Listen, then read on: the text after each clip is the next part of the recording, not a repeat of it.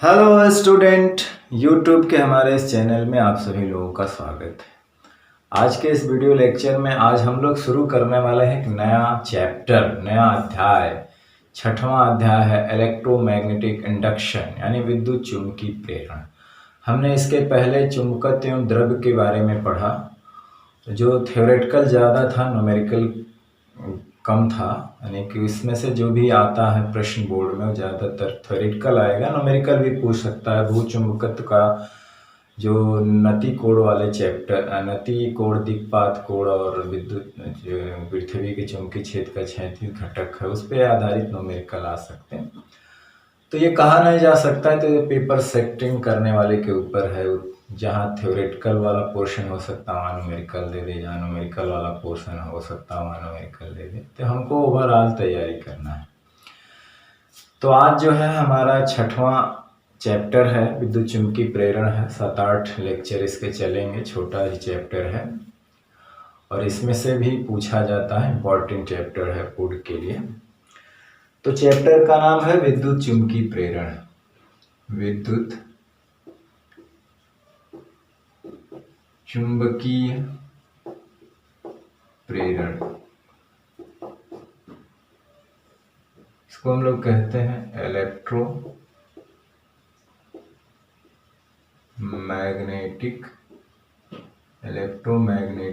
Induction. Electromagnetic induction, तो electromagnetic क्या है? इंडक्शन। तो इस चैप्टर में हम लोग जो है जो भी पढ़ेंगे शुरुआत में, तो हम लोग चुंबकीय फ्लक्स के बारे में पढ़ेंगे। जैसा कि हम लोगों ने विद्युत फ्लक्स के बारे में पढ़ा था, तो उसी तरह से चुंबकीय फ्लक्स के बारे में पढ़ेंगे, उसके फार्मूले के बारे में, मात्रक के बारे में, बीमा के बारे में पढ़ेंगे। ठीक, तो इसके बाद जो है शुरू होगा इलेक्ट्रोमैग्नेटिक इंडक्शन क्या होता है। मतलब फैराडे ने एक्सपेरिमेंट क्या किए, एक्सपेरिमेंट के आधार पर उसने निष्कर्ष क्या निकाले, और निष्कर्ष के आधार पर उसने 2 नियम था फैराडे का, प्रथम द्वितीय नियम। तो ये सारी चीज़ें हम लोग आगे पढ़ने वाले हैं। तो चलिए शुरू करते हैं। पहले हम लोग पढ़ते हैं चुंबकीय फ्लक्स के बारे में। चुंबकीय फ्लक्स के बारे में, यानी कि मैग्नेटिक फ्लक्स। Magnetic flux. देखिए, जो चुंबकीय फ्लक्स होता है कि हमने विद्युत फ्लक्स में कहा था कि विद्युत क्षेत्र में कोई ऐसा तल हो जो क्षेत्र के लंबवत रखा हो। यानी कि फ्लक्स का जो मापन कैसे करेंगे, जैसे वहाँ किया गया था, तो उसी तरह चुंबकीय फ्लक्स का भी मापन करेंगे। हालांकि चुंबकीय फ्लक्स के बारे में आप लोग हाई स्कूल में पढ़ चुके हैं, जबकि विद्युत फ्लक्स के बारे में डायरेक्ट आपके इंटर में पढ़े हैं। तो अगर कोई तल है, अगर कोई कुंडली है का तल है, वो चुंबकीय क्षेत्र में, जैसे विद्युत क्षेत्र में अगर कोई तल क्षेत्र के लंबवत रखा है, तो उस तल से गुजरने वाले संपूर्ण क्षेत्र विद्युत क्षेत्र रेखाओं की संख्या को तल से बल विद्युत फ्लक्स कहते थे। उसी तरह से अगर चुंबकीय क्षेत्र में कोई तल रखा है क्षेत्र के लंबवत, तो उस तल के क्षेत्रफल से, संपूर्ण क्षेत्रफल से होकर गुजरने वाली चुंबकीय क्षेत्र रेखाओं की संख्या को तल से बद्ध विद्युत चुंबकीय फ्लक्स कहते हैं। फाई ई से या फाई बी से इसको प्रदर्शित करते हैं। ठीक, तो पहले इसके हम लोग डिफिनेशन क्या है वो लिख लेते हैं। तो हम लोग लिखेंगे कि चुंबकीय क्षेत्र में क्षेत्र के लंबवत, चुंबकीय क्षेत्र में क्षेत्र के चुंबकीय क्षेत्र में क्षेत्र के लंबवत स्थित किसी कुंडली, या आप केवल तल कह देंगे, क्षेत्र तल, किसी कुंडली के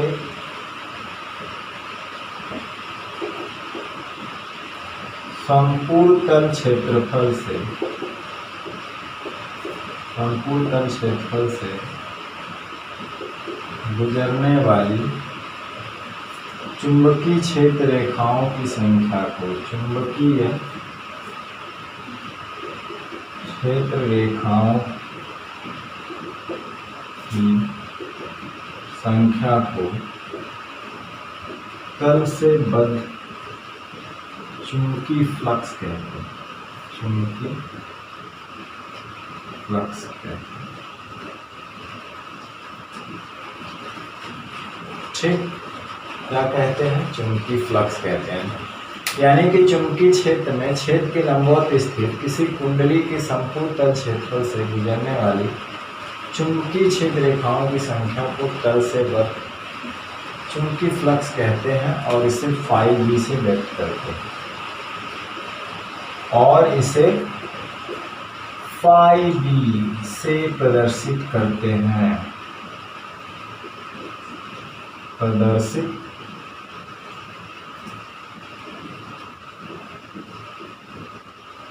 और इसे फाई बी से प्रदर्शित करते हैं।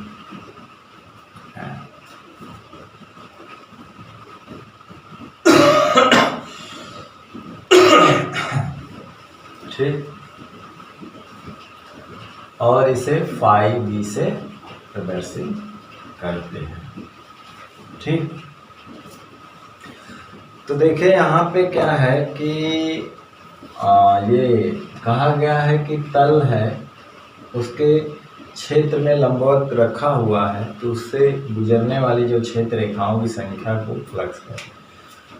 अभी हम लोग इसका एक डायरेक्ट इस परिभाषा के हिसाब से मान लीजिए कि अभी लिखेंगे कि अगर तल का क्षेत्रफल ए हो और बी तीव्रता के चुंबकीय क्षेत्र में लंबवत रखा हो तो इससे गुजरने वाला परिभाषा के अनुसार फ्लक्स होगा फाई ई बराबर, अच्छा लिख देते हैं अभी कि यदि तल का क्षेत्रफल ए तथा चुंबकीय क्षेत्र की तीव्रता बी हो तो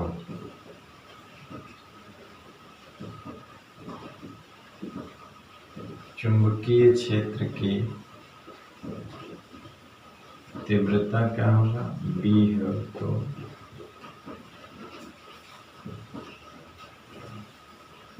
क्षेत्र के लंबवत रखे तल से गुजरने वाला चुंबकीय फ्लक्स, तो क्षेत्र के लंबवत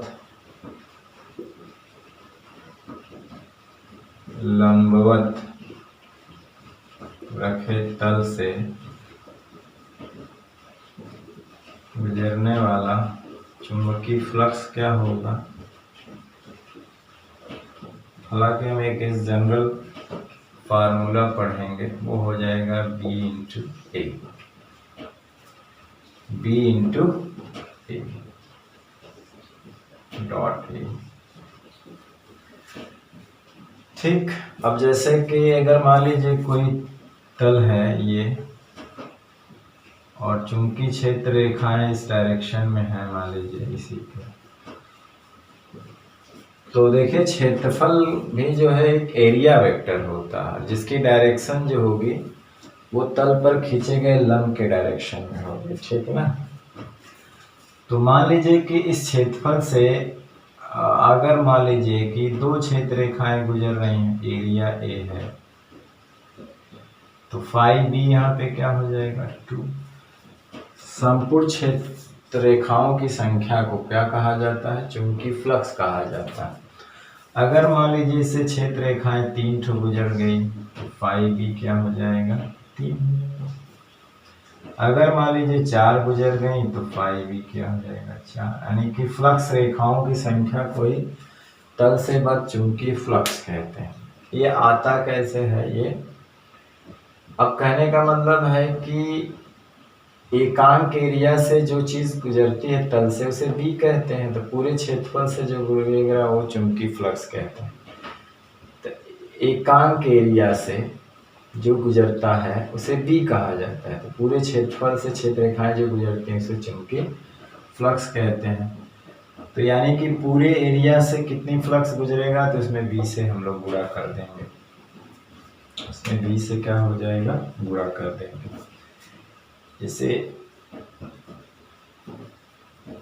एकांक एरिया से मतलब तल के एकांक क्षेत्रफल से गुजरने वाला चुंबकीय फ्लक्स जो होगा उसे बी कहा जाता है ना, एकांक एरिया से फ्लक्स जो है। तो ए क्षेत्रफल से कितना गुजरेगा, तो फाई बी बराबर हो जाएगा बी इंटू ए। लेकिन यहाँ पे कंडीशन है, ये सूत्र तभी सही है जब तल क्षेत्र के क्या हो, लंबवत, तल क्षेत्र के क्या हो, लंबवत। इसी भी ए का मान यहाँ 2 होगा, 3 होगा, 4 होगा, जितनी क्षेत्र रेखाएं गुजरेंगे उसी को हम लोग फ्लक्स कहते हैं। जितनी क्षेत्र रेखाएं गुजरेंगी उसी को हम लोग क्या कहते हैं, फ्लक्स कहते हैं। उसी को क्या कहा जाता है, फ्लक्स, है ना।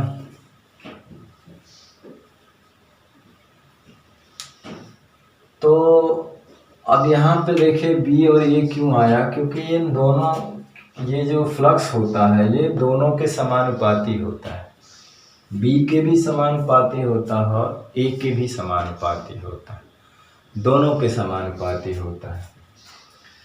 जैसे मान लीजिए कि एरिया को हमने कांस्टेंट कर दिया और बी को बढ़ा दिया, एरिया जैसे फिक्स है और यहाँ पे जैसे ये तल है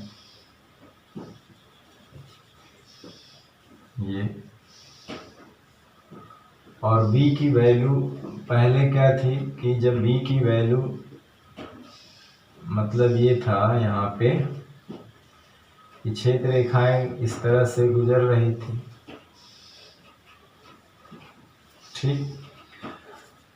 तो v की वैल्यू अगर हम बढ़ा देंगे तो v की वैल्यू बढ़ाने का मतलब क्या होता है कि क्षेत्र रेखाएं पास पास आ जाती हैं। तो v की वैल्यू बढ़ा देने से क्या हुआ कि जो क्षेत्र रेखाएं थी वो पास पास आ जाएंगी। तो कहने का मतलब है कि जब क्षेत्र रेखाएं पास पास हो जाएंगी तो जो बाहर जा रही थी वो भी अंदर हो जाएंगी। यानी कि v को अगर हम इंक्रीज करते हैं तो उसी तल से ज़्यादा क्षेत्र रेखाएं गुजरेंगी, पास पास हो जाएंगी ना। तो कहने का मतलब फ्लक्स बढ़ गया, फाई बी क्या हो गया, बढ़ गया, यानी कि phi B proportional to B हो गया। बी मैक्सिमम का मतलब हुआ है कि जो फ्लक्स रेखाएं होंगी पास पास, जहां फ्लक्स रेखाएं पास पास होती हैं, चुंबकीय क्षेत्र रेखाएं, सॉरी फ्लक्स नहीं, हम फ्लक्स भी कह सकते हैं, जहां पे सघन होती हैं कहा जाता है कि वहां क्षेत्र रेखाएं क्या होती हैं, अरे सॉरी विद्युत क्षेत्र की तीव्रता क्या होता है, मैक्सिमम होता है। दूसरी चीज है कि अगर हम लोग बी को कांस्टेंट रख करके एरिया बढ़ा दें, क्या कर दें, एरिया बढ़ा दें, मतलब इस तरह से, तो भी फ्लक्स का मान बढ़ जाता है, तो भी फ्लक्स का मान क्या होता है, तो बढ़ जाता है। मान लीजिए कि पहले जो है क्षेत्र रेखाएं इस तरह से गुजर रही थी, ठीक। अब हमने क्या किया कि क्षेत्रफल को अगर बढ़ा दिया है ना, क्षेत्रफल को क्या किया, बढ़ा दिया, मान लीजिए इतना बड़ा कर दिया, तो जो बाहर क्षेत्र रेखाएं जा रही थी वो भी इसके अंदर आ गई। तो क्षेत्र रेखाओं की संख्या बढ़ जाने का मतलब क्या हुआ, अगर एरिया हमने बढ़ा दिया तो क्या चीज़ बढ़ गया, फ्लक्स का मान बढ़ गया, यानी क्षेत्र रेखाओं की संख्या बढ़ गई तो फ्लक्स का मान बढ़ गया। तो इसका मतलब है कि जो फाई बी होता है वो प्रोपोर्शनल ए होता है और प्रोपोर्शनल बी होता है, इसलिए फाई बी बी इंटू ए होता है। ये कंडीशन तब लागू होगी जब एरिया जो है क्षेत्र के क्या हो, लंबवत। प्रोपोर्शनैलिटी हटा के यहाँ कांस्टेंट लगा देते हैं, तो किसी भी मात्रक में कांस्टेंट का मान जो होता है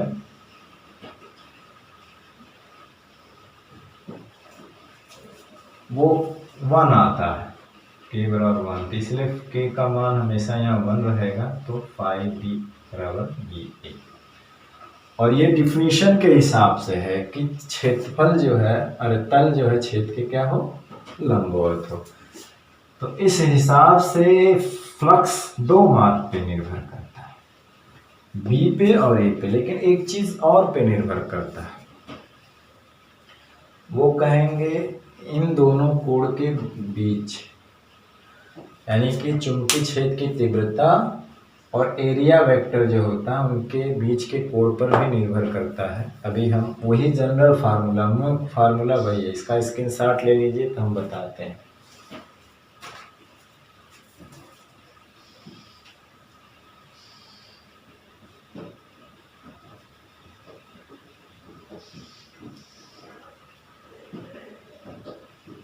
चलिए,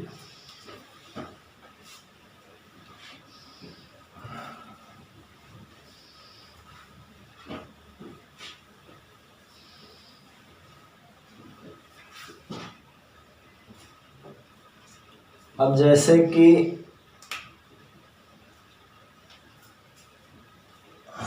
मान लेते हैं कि अगर ए क्षेत्रफल वाली कोई कुंडली है बी तीव्रता के चुंबकीय क्षेत्र में, इस प्रकार रखी गई हो कि कुंडली के तल पर लंब, कुंडली के तल पर जो लंब होता है, कुंडली के तल पर जो लंब होता है वही एरिया वेक्टर होता है, इसकी एरिया ये हो, ठीक ना। कुंडली के तल पर लंब जो होता है कि डायरेक्शन जो होती है एरिया के डायरेक्शन, क्षेत्रफल की डायरेक्शन होती है, ठीक। उसी को क्षेत्रफल सदिश कहते हैं या एरिया वेक्टर कहते हैं, ठीक ना। तो अब हम वो निकालेंगे कि मान लीजिए कि तल जो है छेद के लंबवत ना हो करके कुछ एंगल पर हो, तल पे जो लंब हो यानी कि जो क्षेत्रफल सदिश है उसकी दिशा से कुछ कोण पर झुका हुआ। लेकिन हमारी जो डिफिनेशन है वो तल के लंबवत, क्षेत्रफल के लंबवत तल होना चाहिए। तो हम एक जनरल फार्मूला लगाते हैं जो हर जगह काम आएगा, ठीक है ना। मतलब है कि थीटा की वैल्यू बदल बदल करके हम फ्लक्स का मान निकाल सकते हैं। तो हम लिखेंगे कि यदि ए क्षेत्रफल वाली कोई कुंडली, यदि ए क्षेत्रफल वाली, ये मिटा दीजिए, हेडिंग नहीं, हेडिंग तो एक बार पढ़ चुकी है। यदि ए क्षेत्रफल वाली कोई कुंडली, यदि ए क्षेत्रफल वाली कोई कुंडली बी तीव्रता के चुंबकीय क्षेत्र में, बी तीव्रता के चुंबकीय क्षेत्र में, बी तीव्रता के चुंबकीय क्षेत्र में इस प्रकार रखी हो, चुंबकीय क्षेत्र में क्या है, इस प्रकार रखी हो, इस प्रकार रखी हो कि कुंडली के तल पर लंब, कुंडली के तल पर की हो कि कुंडली के तल पर लंब, लंब जानते हैं किसकी दिशा होती है, कुंडली पे तल पर लंब यानी कि क्षेत्रफल सदिश की डायरेक्शन होगी, याद रखना। कुंडली के तल पर जो लंब वो छेद की दिशा से थीटा कोण बनाए, छेद की दिशा से थीटा कोण बनाए। क्या कितना बनाए कोण, थीटा कोण बनाए। अर्थात कुंडली का तल, अर्थात कुंडली का तल क्या हो, छेद के साथ कितना, छेद की दिशा से, कुंडली का तल क्षेत्र की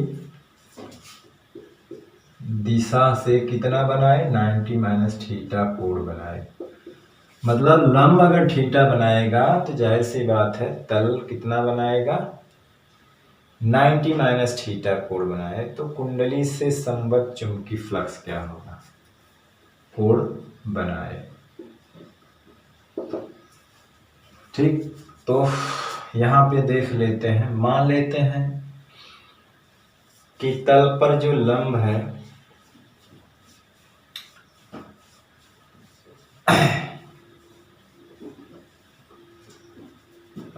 कुंडली को जो है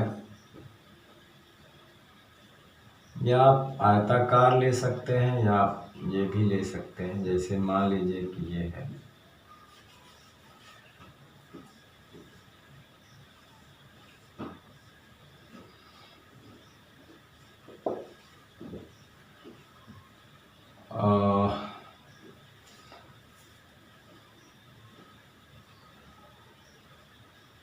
तो कुंडली पे तल पे खींचा गया लंब की डायरेक्शन मान लेते हैं ये होगी, ठीक। और क्षेत्र की डायरेक्शन मान लेते हैं ये बी, ठीक। यानी छेद की जो डायरेक्शन है वो ए है, इस डायरेक्शन में क्षेत्र है। तो अब इस बी को दो घटक में देखिए, कहीं कहीं ए को इससे थीटा कोण पे लिया जाता था, ए का दो घटक है, और कहीं कहीं पे बी को तिरछे लिया जाता था, बी का घटक लिया जाता, तो आप स्वतंत्र दोनों ले सकते हैं। तो देखिए बी को दो घटकों में हम लोग डिवाइड कर सकते हैं, ये इस डायरेक्शन में होगा तो बी कॉस थीटा, और कहीं कहीं हम लोग क्या करते हैं कि एरिया को इस डायरेक्शन में लेते हैं और बी को इसमें, तो एरिया का घटक कोई डायरेक्शन, तो आप किसी का घटक, और इस डायरेक्शन में क्या हो जाएगा, इस डायरेक्शन में बी साइन थीटा।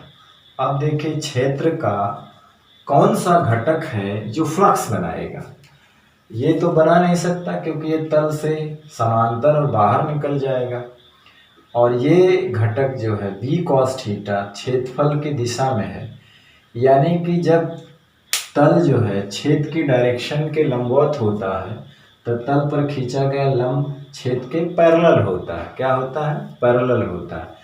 ये जान लीजिए कि तल पर खींचा गया लंब अगर छेद के पैरेलल है तो इसका मतलब है तल से मैक्सिमम फ्लक्स जाएगा, तल छेद के लंबवत है। तो बी कॉस थीटा घटक ही फ्लक्स बनाएगा जो तल से होकर गुजरेगा, और यही घटक जो है तल के क्षेत्रफल के लंबवत है। और वी साइन थीटा कोई फ्लक्स नहीं बनाएगा क्योंकि ये इसके समांतर है, ये फ्लक्स रेखाएं जो इसके बाहर से होकर के गुजर जाएंगी। तो कुंडली का तल क्षेत्र, अब एक चीज और है कि ये कुंडली का जो तल है, ये वाला, ये तल जो है कुंडली का, ये वाला तल जो है कितना कोण बना रहा है, देखिए ये कुंडली का तल इसके साथ कितना बनाएगा, ये पूरा 90 है, तो ये 90 माइनस थीटा, और ये भी 90 माइनस थीटा होगा। सॉरी, ये तो थीटा है ना, ये वाला कोण, ये 90 माइनस थीटा जो इसके और इसके बीच बनता है, तो ये भी 90 माइनस थीटा हो जाएगा इस तरह, यानी क्षेत्र के और इसके तल के लंब वर्टिकल एंगल 90 माइनस थीटा। तो सवाल अभी हम लगवाएंगे। सवाल में ये दिया रहता है, कभी कभी ये दिया रहता है कि छेद के साथ तल इतना कोण बना रहा, तो थीटा नहीं दिया। अगर दिया रहे कि तल पे खींचा गया लंब छेद के साथ इतना कोण बना रहा है तो वो थीटा की वैल्यू होती है। अगर तल बना रहा है तो थीटा की वैल्यू निकालने के लिए 90 में से थीटा को घटाएंगे, है ना, तो जो आएगा वो थीटा की वैल्यू होता है। तो अगर मान लीजिए कह दिए कि तल जो है वो 90 माइनस 60 डिग्री बना रहा है छेद के साथ, तो इसका मतलब है कि पूरा एंगल जो है तल पे खींचा गया लंब 90 होता है, 60 घटा देंगे तो थीटा हमारा जो निकल आएगा वो 30 डिग्री होगा। तो कहने का मतलब है कि छेद के साथ अगर तल पे खींचा गया लंब थीटा बनाएगा तो तल 90 माइनस थीटा बनाएगा, ठीक है ना। तो कुंडली बनाए तो कुंडली से संबद्ध चुंबकीय फ्लक्स क्या होगा, तो कुंडली से संबद्ध चुंबकीय फ्लक्स फाई बी क्या हो जाएगा, B A cos theta, B A cos theta. अब थीटा क्या है, वेक्टर बी और वेक्टर ए के बीच का कोण है। थीटा क्या है, यहाँ थीटा ए व बी के बीच का कोण है, तल पर खींचा गया लंब जो है वो एरिया वेक्टर होता है, जो क्षेत्रफल के डायरेक्शन बताता है। तो एरिया वेक्टर और चुंबकीय क्षेत्र की तीव्रता के बीच का कोण थीटा होता है, यहाँ पे थीटा।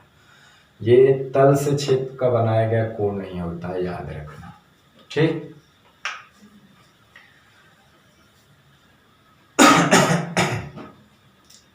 तो यही घटक इसके लंबवत पड़ेगा, ये तो बाहर कराएगा तो यही फ्लक्स बनाएगा, ये घटक फ्लक्स नहीं बना सकता। तो इसलिए गुजरने वाला फ्लक्स क्या होता है, बी ए कॉस थीटा। इसका स्क्रीनशॉट ले लीजिए, इसको एक फॉर्म में और लिख सकते हैं।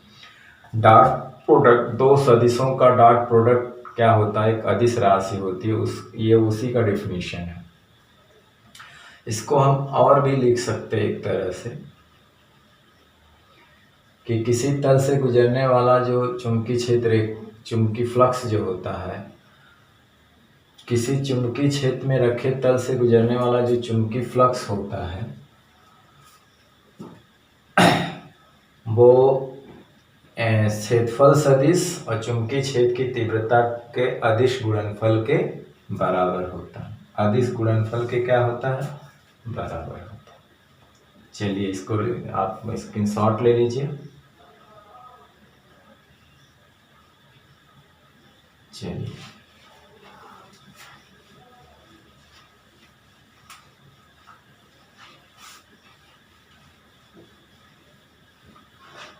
तो यहाँ पे क्या आया, हमारा जो रिजल्ट आया जनरल वो आया बी ए कॉस थीटा।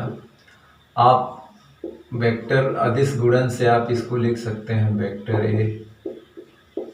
यहाँ पर भी क्या कर सकते हैं ये कि जो चुंबकीय फ्लक्स होता है वो क्षेत्रफल सदिश और चुंबकीय क्षेत्र की तीव्रता के अदिश गुणनफल डॉट प्रोडक्ट के बराबर होता है।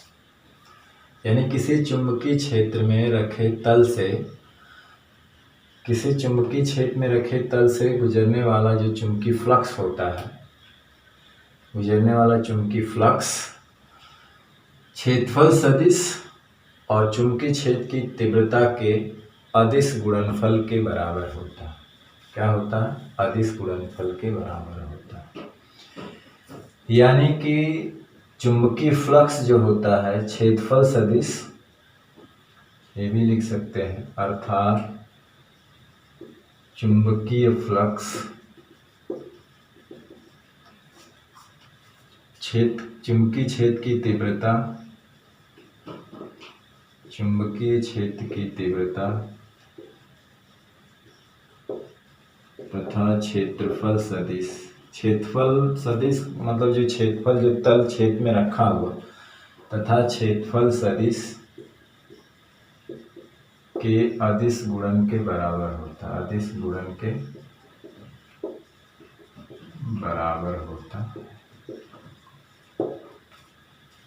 है ना, अदिश गुणन के बराबर। अब देखिए दो सदिशों का अदिश गुणन हमेशा अदिश राशि होती है, तो इसलिए चुंबकीय फ्लक्स क्या होते हैं, अदिश राशि होती है। चुंबकीय फ्लक्स क्या होता है, अदिश राशि होता है। ये दो सदिशों का डॉट प्रोडक्ट है, मतलब अदिश गुणन है। तो आप वेक्टर में पढ़ चुके हैं कि दो सदिश का अदिश गुणनफल एक अदिश राशि होती है। ठीक है, तो हम यहाँ पे लिख सकते हैं, इसके मात्रक उत्तरक भी अभी हम लिखेंगे, इसकी बीमा भी लिखा जाएगा अभी। तो यहाँ पे क्या है, गुणनफल के बराबर होता है। अब यहाँ पे क्या है कि अतः चुंबकीय फ्लक्स क्या है, चुंबकीय जो फ्लक्स एक अदिश राशि है। चुंबकीय फ्लक्स क्या है, ये अदिश राशि है। ठीक है ना, इसमें दिशा का कोई मतलब नहीं होता है। अब हम आते हैं इसके मात्रक पर। क्या है, इसके मात्रक पर।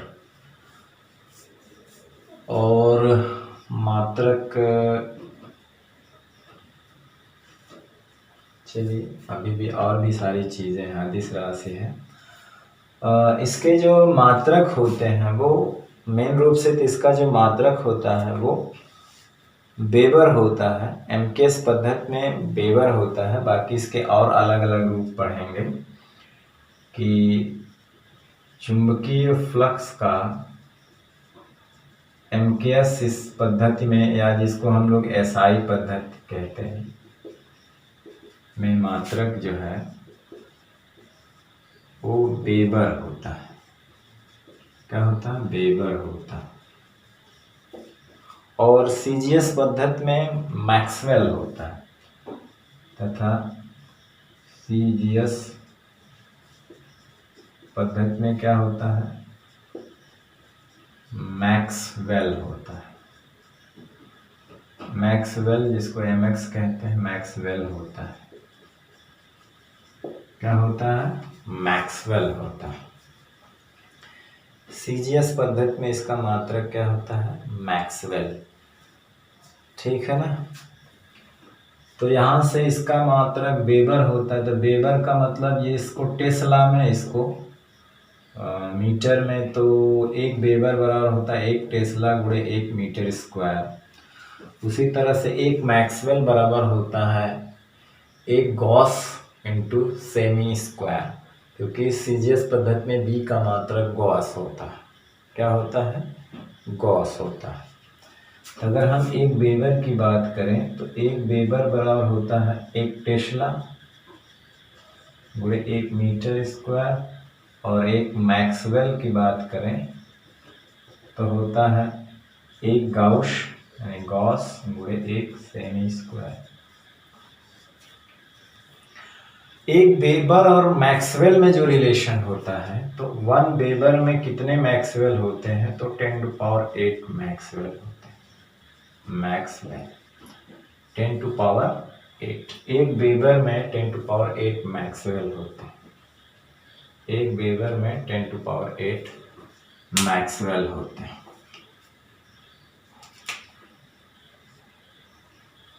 ठीक, एक वेबर में कितना होता है? 10⁸ मैक्सवेल।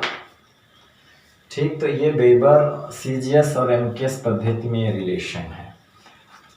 एक वेबर की और एक मैक्सवेल की अगर आपको डिफिनेशन देना है तो आप दे सकते हैं।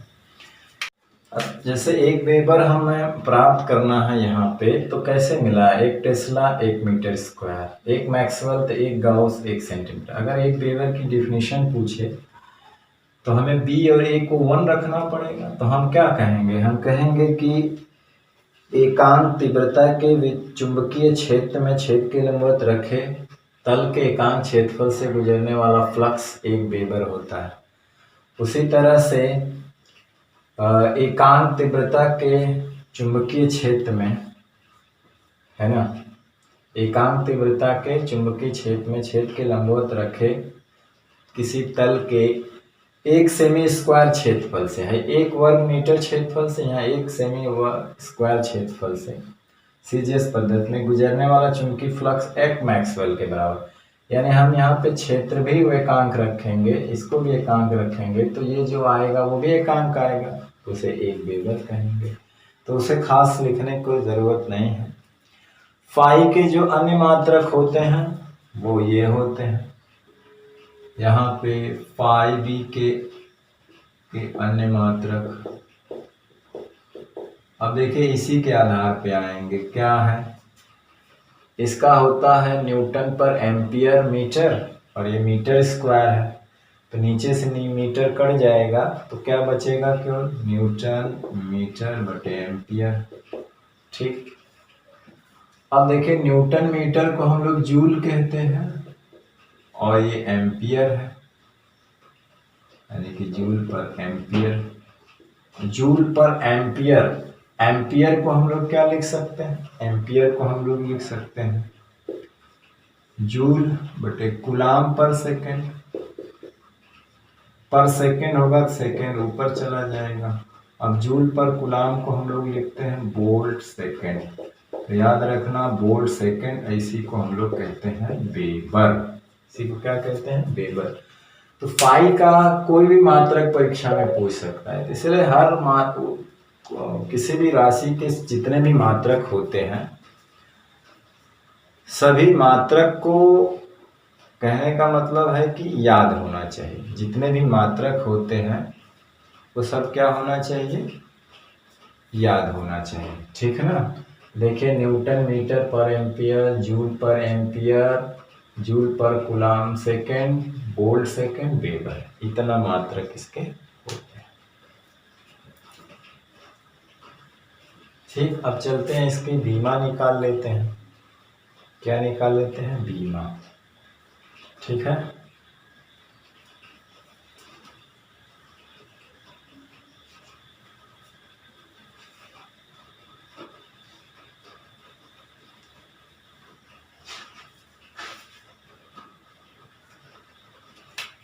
अब यहाँ पे क्या है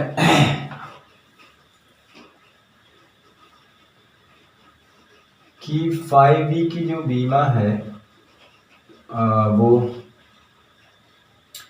देखिए B की बीमा हो जाएगी, A की बीमा हो जाएगी। तो B की बीमा निकालना है तो अभी चुंबकीय क्षेत्र की तीव्रता की बीमा याद नहीं होगी, तो आप हालांकि आप याद कर लीजिएगा, आप इसको ऐसे भी लिख सकते हैं जैसे होता है F बराबर QVB, है ना।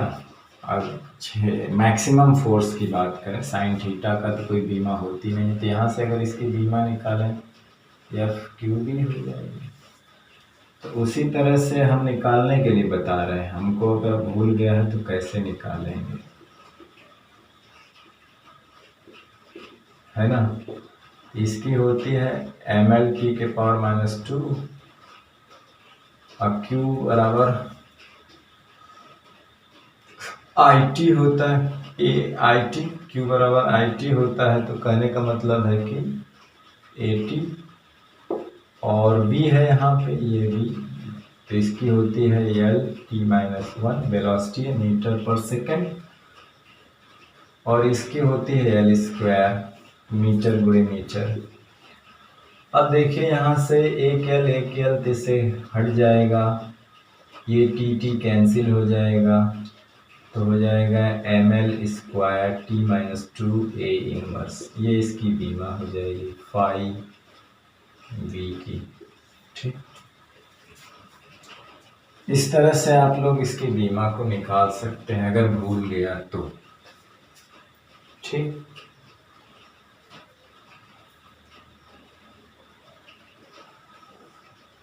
अब कुछ चीज़ें हैं जो हम लोग नोट में लिखते हैं, ठीक। मात्रक हो गया, बीमा हो गई, दिशा हो गया, इसकी परिभाषा हो गई, अन्य टाइप के मात्रक हो गए। अब देखिए 5V का जो मान था वो BA cos थीटा, कहने का मतलब है कि फ्लक्स जो है वो चुंबकीय क्षेत्र पर निर्भर करेगा, एरिया पे निर्भर करेगा, चुंबकीय क्षेत्र एरिया वेक्टर के बीच के कोण पर निर्भर करेगा। तीन राशियों को बदल करके हम लोग फ्लक्स को बदल सकते हैं। अभी आगे हम लोग जब पढ़ेंगे फैराडे के लॉ, तो फैराडे ने यही तीन काम किया था फ्लक्स में परिवर्तन करने के लिए। हालांकि उस पहले बहुत सारे एक्सपेरिमेंट किए, एक दो एक्सपेरिमेंट ने बहुत सारे एक्सपेरिमेंट किए, जितना कि बुकों में 2-4 एक्सपेरिमेंट दिया वही बताया जाएगा। वो 2-4 एक्सपेरिमेंट वो हैं जहाँ पे वो लास्ट में कंफर्म पहुँच गए थे। शुरुआत में तो उन्होंने बहुत सारे एक्सपेरिमेंट किए, लेकिन लास्ट में उन्होंने जिस एक्सपेरिमेंट से सफलता पाई, 2-4-5 एक्सपेरिमेंट से, और जो उसको उन्होंने एक नियम के रूप में बांध दिया, उसी एक्सपेरिमेंट को हम बताएंगे कि वहाँ फ्लक्स चेंज का ही कमाल है। जो एरिया बदल करके हम फ्लक्स को चेंज कर सकते हैं, एरिया चेंज कर सकते हैं और इसको बदल सकते हैं, है ना। करके हम फ्लक्स को बदल सकते हैं। तो कहने का मतलब है कि ये डिपेंड करता है बी ए और उनके बीच के कोण थीटा। तो अगर बी और ए फिक्स हो तो चुंबकीय फ्लक्स जो होता है वो थीटा पे निर्भर करता है। अगर बी और ए कांस्टेंट है तो चुंबकीय फ्लक्स का मान बी एंड थीटा पे निर्भर करता है, यानी कि बी और क्षेत्रफल सदिश के बीच के कोण पे डिपेंड करता है ना। तो इस सूत्र से हम स्पष्ट है इस सूत्र से स्पष्ट है कि चुंबकीय फ्लक्स का मान बी व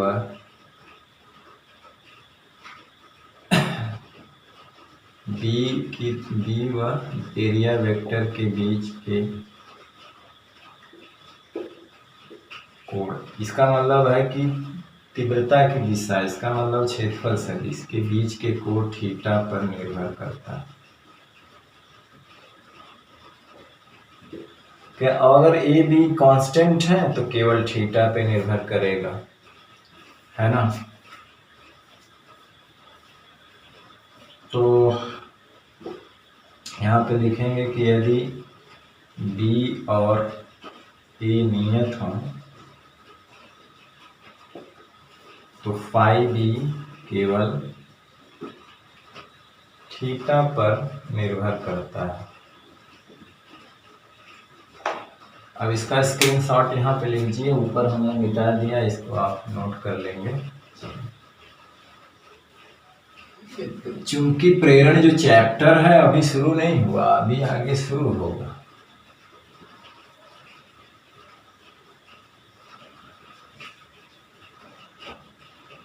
अब यहाँ पे 3 केस लिए जाएंगे। केस 1 है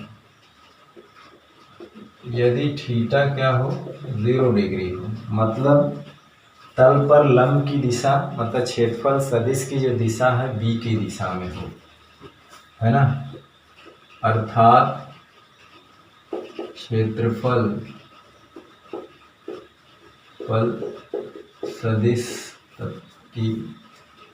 सदिश जो है बी की दिशा में हो, तो थीटा 0 तक cos 0 की वैल्यू 1 होती है, तो इसलिए फाई बी की वैल्यू 0 होती है। ये मैक्सिमम होते हैं। और मैक्सिमम कब होता है, जब तल छेद के लंबवत। ये केस बता रहा है कि जो तल है वो छेद के ठीक लंबवत, तभी तो तल पर लंब जो है छेद के पैरेलल है। यानी यहाँ पे जो है बी पैरेलल जो है ए है, एरिया वेक्टर, ये मैक्सिमम होता है। यानी इस केस में जो है मैक्सिमम फ्लक्स गुजरेगा, यानी कि वो फ्लक्स क्या होगा, तल के अंदर प्रवेश करेगा। तल के अंदर क्या करेगा, प्रवेश करेगा।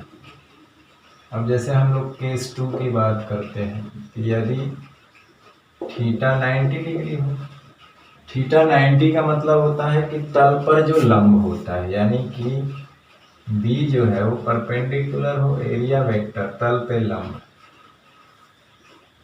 है ना। इसका मतलब है कि अब कुंडली का तल क्या है, इसके लंबवत, है ना। ये इसके साथ 90 डिग्री कोण बना रहा है, तो कुंडली का तल छेद के समांतर है। अर्थात यहाँ पे लिख सकते हैं कुंडली का तल क्षेत्र के समांतर है,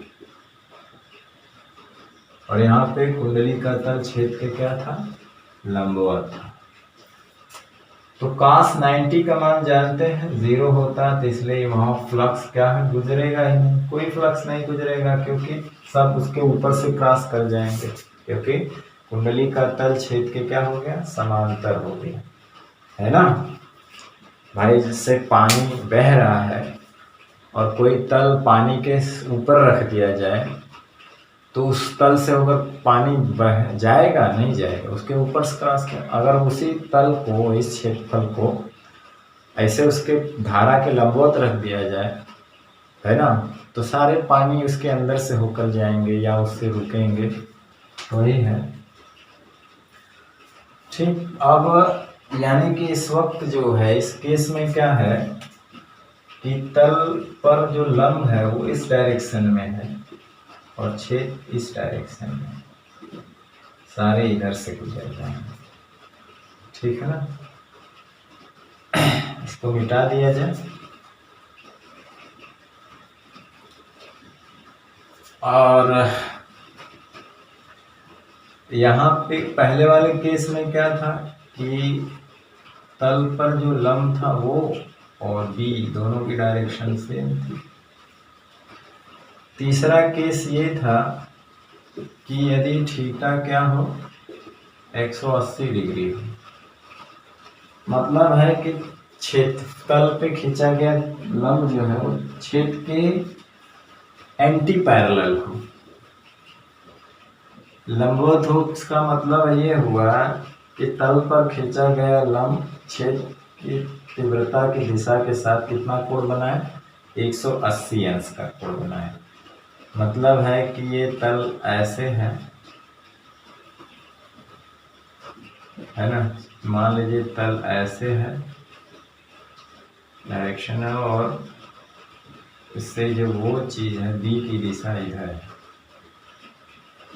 है ना 180 डिग्री, तल इसके सामने ऐसे।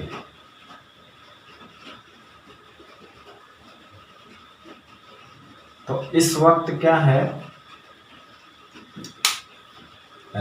ये इस वाले पहले वाले केस में क्या होता है कि फ्लक्स रेखाएं बाहर निकलती हैं क्षेत्र के साथ। इसमें क्या करेंगे, प्रवेश करेंगे। इसमें बाहर निकल रहे थे और इसमें क्या करेंगी, प्रवेश करेंगे, है ना। तो यहाँ पे फाई बी अगर निकाला जाए तो बी ए कॉस 180 डिग्री, तो phi B minus B. Negative flux का मतलब क्या हुआ कि फ्लक्स रेखाएं क्षेत्रफल में क्षेत्र तल में पीछे से प्रवेश कर रहे हैं, अंदर हल रहे हैं, है ना।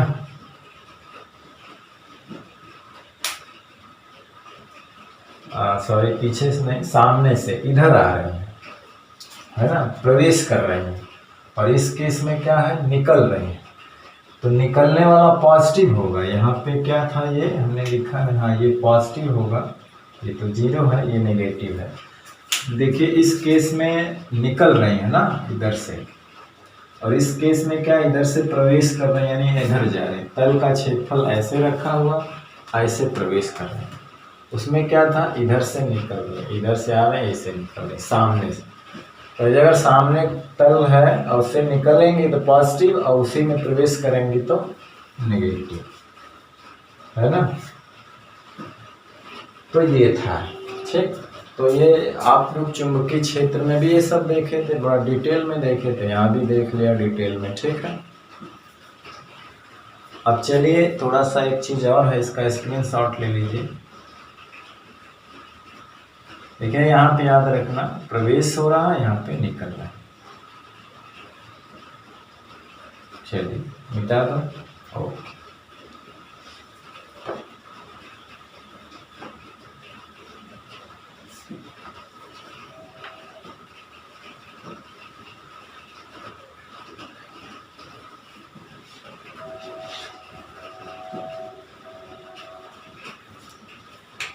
अब ये है कि मान लीजिए कि अगर कोई एक समान चुंबकीय क्षेत्र में जिसकी तीव्रता b है, नोट में ही है ये, एक समान चुंबकीय क्षेत्र है जिसमें एक सूक्ष्म क्षेत्रफल a रखा हो, है ना। यदि एक समान चुंबकीय क्षेत्र में, एक समान चुंबकीय क्षेत्र में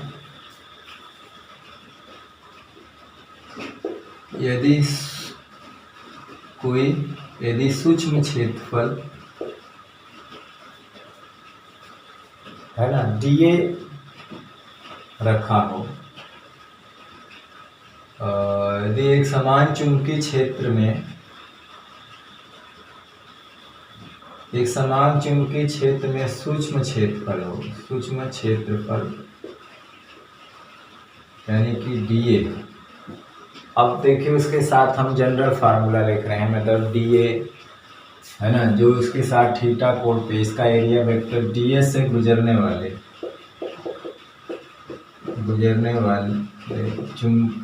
चुंबकीय फ्लक्स। तो जिसको हम लोग बी कहेंगे तो ये हो जाएगा B dot into D A. तो देखिए यही मेन फार्मूला है। इसको हम लोग B A D A cos theta भी लिख सकते हैं, है ना।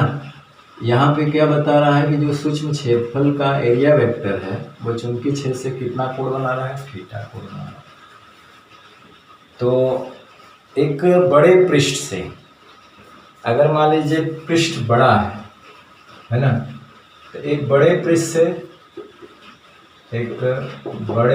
से गुजरने वाला, उसमें हमने लिखा था चुंबकीय फ्लक्स, तो फाई भी हो जाएगा, यानी इसका यस से डी फाई ई, यानी हम लोग इसको लिख सकते हैं बी डॉट डी ना, ऐसा लिख सकते हैं, या इसको ऐसा लिख सकते हैं B D A cos theta. बंद पृष्ठ से गुजरने वाला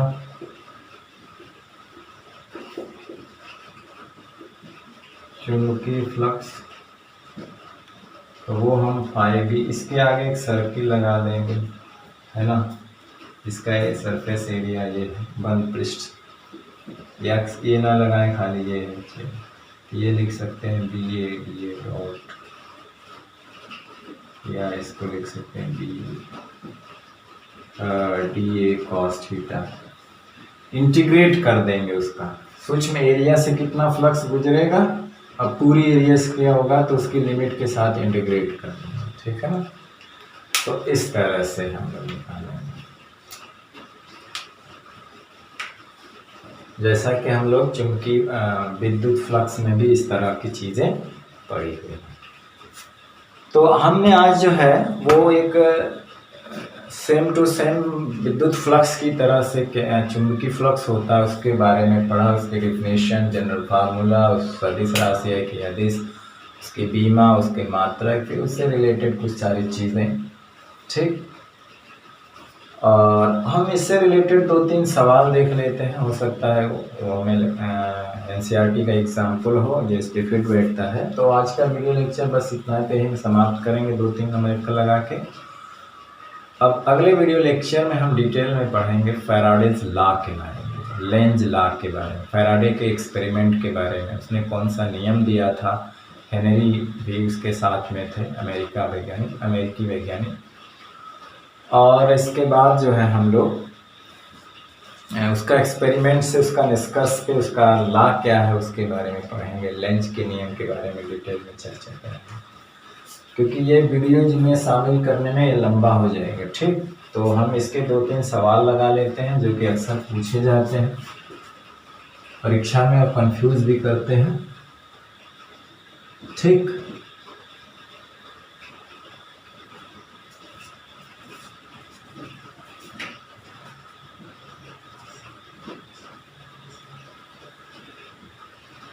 लिखा है, क्वेश्चन है कि एक वृत्ताकार वलय का क्षेत्रफल, एक वृत्ताकार वलय का क्षेत्रफल क्या लिखा है, 3i cap plus j cap plus 2k cap into 10⁻² metre square है। यदि यह वलय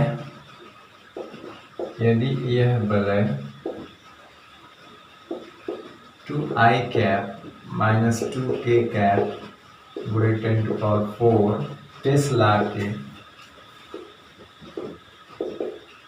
चुंबकीय क्षेत्र में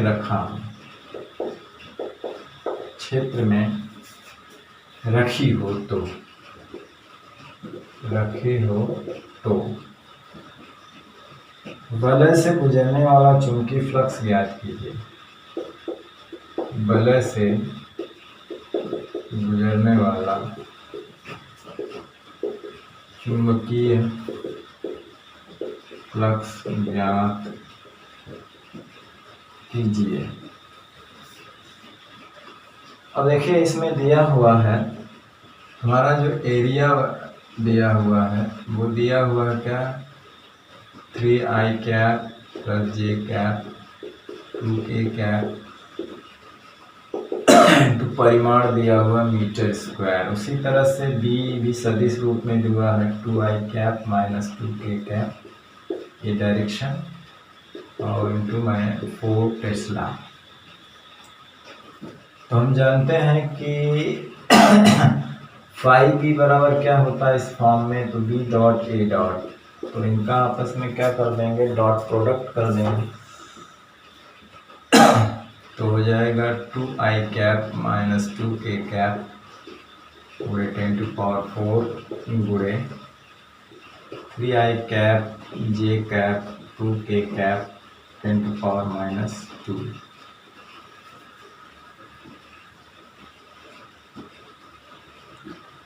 ये -4 है यहाँ पे। अब देखिए गुणा करिए, यहाँ पे डॉट प्रोडक्ट में i इंटू आई 1 होता है और i j जो है 0 होता है, तो i का i में होगा तो 2 या 6 हो जाएगा, लेकिन इसका जो k में होगा वो 0 हो जाएगा। इसी तरह से j का i में k में 0 हो जाएगा, k का i में 0 हो जाएगा, k का k में होता है, तो सीधा सीधा हम लोग गुणा करते हैं i का i में, तो 2 तिहाई 6 हो गया, माइनस k का k में 2 दूना 4, और यही है ना 2k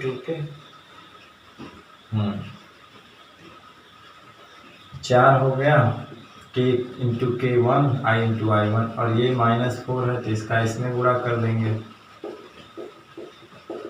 2, इसलिए 5b जो हो गया, देखिए यहाँ से 2 निकला, यहाँ से 6b, ये आंसर हो जाएगा। ठीक है,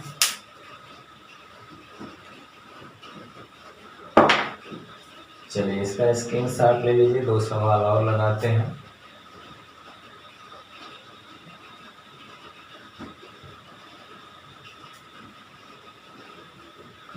ठीक, जल्दी से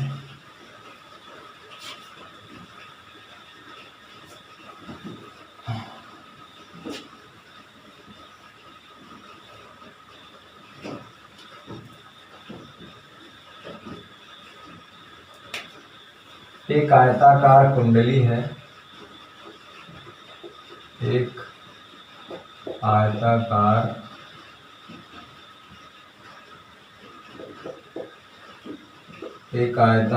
कुंडली 20 सेमी लंबी एवं 10 सेमी चौड़ी है, एवं 10 सेमी चौड़ी है। इसका तल चुंबकीय क्षेत्र की दिशा से, इसका तल चुंबकीय क्षेत्र की दिशा से 30 अंश का कोण बनाता है, 30 अंश का कोण बनाता है। कितने अंश का? 30 अंश का कोण बनाता है। यदि चुंबकीय फ्लक्स घनत्व,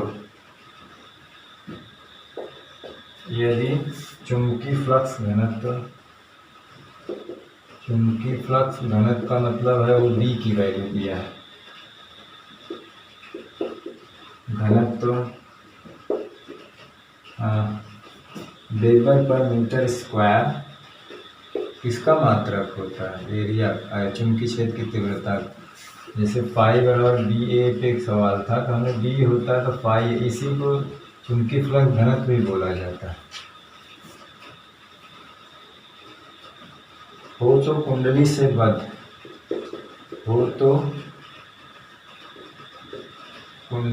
बद्ध, चुंबकीय फ्लक्स का मान ज्ञात कीजिए। चुंबकीय फ्लक्स का मान ज्ञात कीजिए। तो देखिए इसमें क्या हुआ है कि हमें पहले एरिया चाहिए, तो एरिया क्या है 20 सेंटीमीटर गुणे 10 सेंटीमीटर हो जाएगा 200, है ना।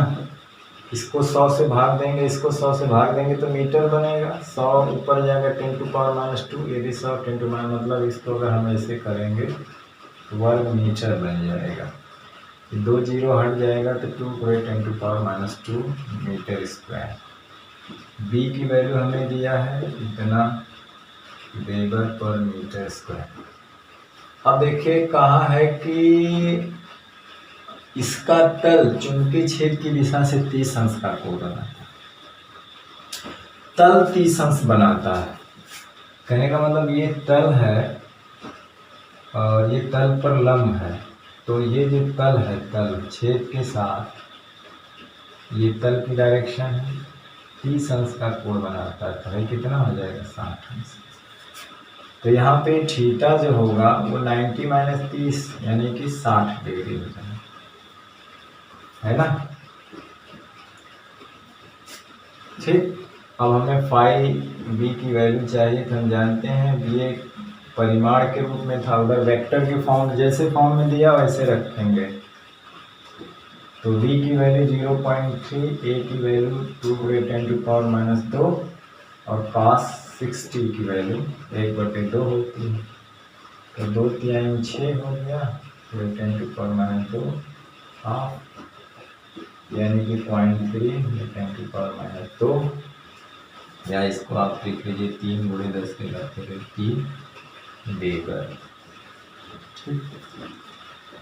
ये ठीक है। ये थोड़ा सा ध्यान देना है कि छेद के साथ कौन कोण बना रहा है, तल बना रहा है कि तल पर खींचा गया लंब। तल पे खींचा गया लंब बना रहा है तो थीटा की वैल्यू वही रख देंगे, अगर तल बना रहा है तो 90 से घटा के रखेंगे। ठीक है, चलिए जल्दी से एक सवाल और है, इसका स्क्रीनशॉट लीजिए। ओके,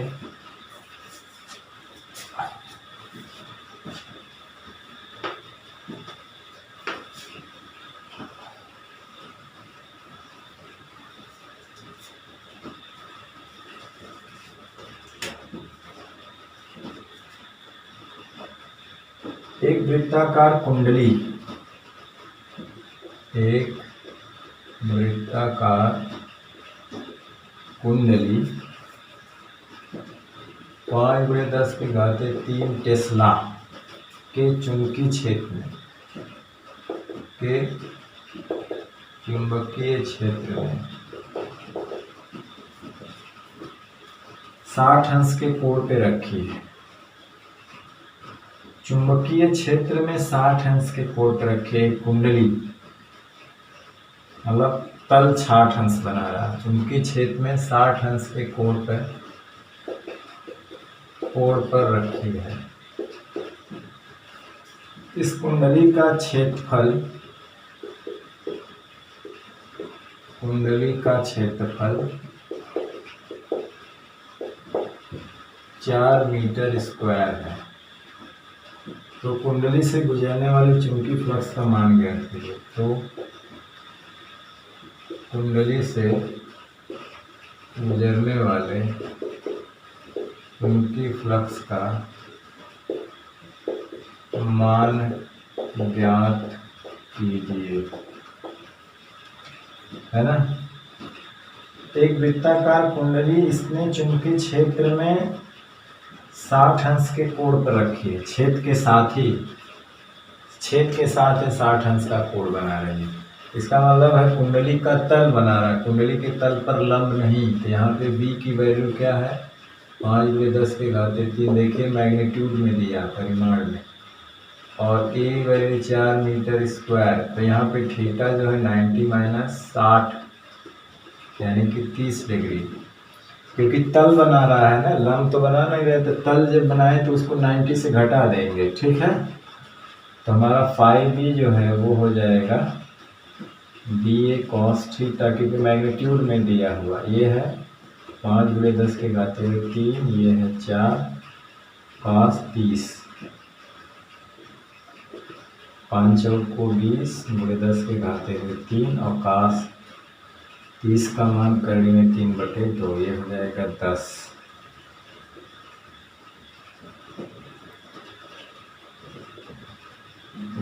करड़ी में 3 गुणे 10⁻³ 5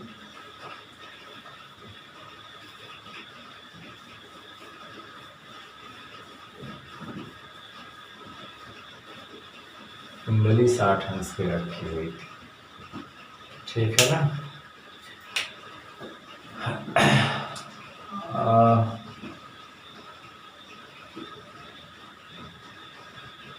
तो यहाँ से हो जाएगा, ये चाहे तो इसकी वैल्यू होती है 10.732 गुणे 10, या इसको 17.32 गुणे 10 के घाते 3 वेबर लिख सकते हैं। ये हो गया आंसर। तो इसका स्क्रीनशॉट ले लीजिए। तो आज का वीडियो लेक्चर बस अब यहीं समाप्त करते हैं, और ये था चुंबकीय फ्लक्स से रिलेटेड जितने भी चीज़ें थी इस वीडियो लेक्चर में समाप्त हो गया। अब हमारा जो चैप्टर का नाम है उस चैप्टर के नाम पर ही हम आगे पढ़ेंगे। विद्युत चुंबकीय प्रेरण कहते किसे हैं, फैराडे ने एक्सपेरिमेंट क्या किया और उसका निष्कर्ष निकाल के उसने 2 नियम दिए थे, वो क्या है। फिर इसके बाद लेंज का नियम क्या है उसके बारे में पढ़ेंगे। जो भी आगे टॉपिक आएगा उसके बारे में पढ़ेंगे। तो आज के वीडियो लेक्चर में बस इतना ही, और आगे के वीडियो लेक्चर में एक नए टॉपिक के साथ फिर मिलते हैं। तब तक पढ़ाई करते रहिए, पढ़ते रहिए और अपनी परीक्षा का खूब ईमानदारी से तैयारी करते रहिए। All the very best. Thank you very much.